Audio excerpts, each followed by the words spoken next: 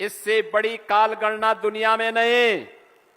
43,32,000 वर्ष का एक महायुग हमने माना है, एक पर्याय माना है।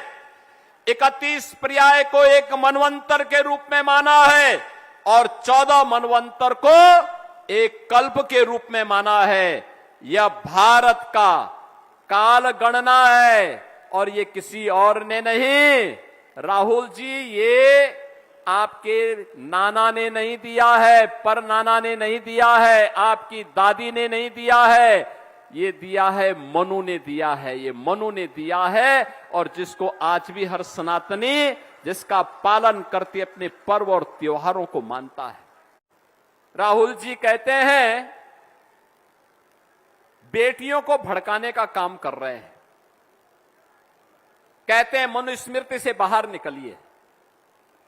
भाई, भारत की परंपरा तो ऐसी है, आप माने या ना माने कोई फर्क नहीं पड़ता है, लेकिन गलत तथ्यों से अवगत तो मत कराइए।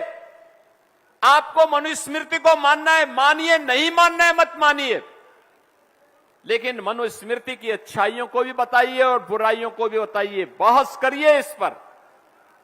अथर्ववेद जिसकी चर्चा करता हो, शतपथ ब्राह्मण में जिसकी चर्चा हुई हो, महाभारत जिसके बारे में चर्चा करता और मत्स्य पुराण जिसकी महिमा का गान करता हो, उस मनु को आप अपमानित क्यों करना चाहते हैं? आप माने ना माने, कभी हमने नहीं कहा। आप तो राम की विरासत को भी अपमानित करते हैं। आपकी पार्टी ने तो कह दिया था कि राम हुए ही नहीं, लेकिन आज अयोध्या में कल भी आचरण आपकी पार्टी का और आपके नेताओं का आचरण देश ने देखा है, दुनिया ने देखा है। आप माने ना माने, लेकिन याद रखना, आज भी हर सनातनी जिस काल गणना को मानता है, वह काल गणना किसी और ने नहीं दी है। राहुल जी, वह काल गणना मनु ने दी है और वह काल गणना है जब पलक झपकता है उसको निमेष कहते हैं। हमारे यहां काल गणना पलक झपकने को निमेष कहते हैं। 25 निमेष का एक काष्ठा होता है और एक 30 काष्ठा का एक कला,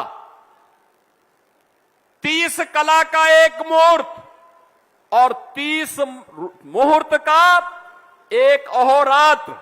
अहोरात्र का मतलब एक पूरी रात और दिन मिलाकर के एक अहोरात्र होता है।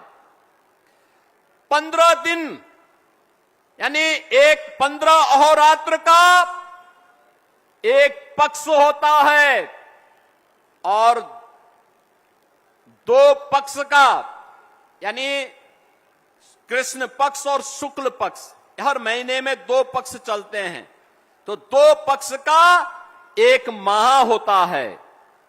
6 माह का एक अयन होता है और 2 अयन का एक वर्ष होता है। याद रखना, मकर संक्रांति का आयोजन जब हम करते हैं, भगवान सूर्य जब उत्तरायण में आते हैं तो मकर संक्रांति आती है। हम लोग नदियों में स्नान करते हैं, प्रयागराज में माघ का मेला लगता है।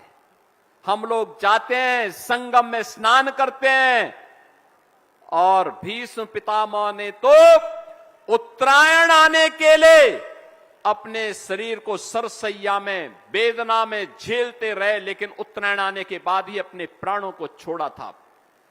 ये 2 अयन का एक वर्ष होता है और याद रखना, इससे बड़ी काल गणना दुनिया में नहीं। 43,32,000 वर्ष का एक महायुग हमने माना है, एक पर्याय माना है।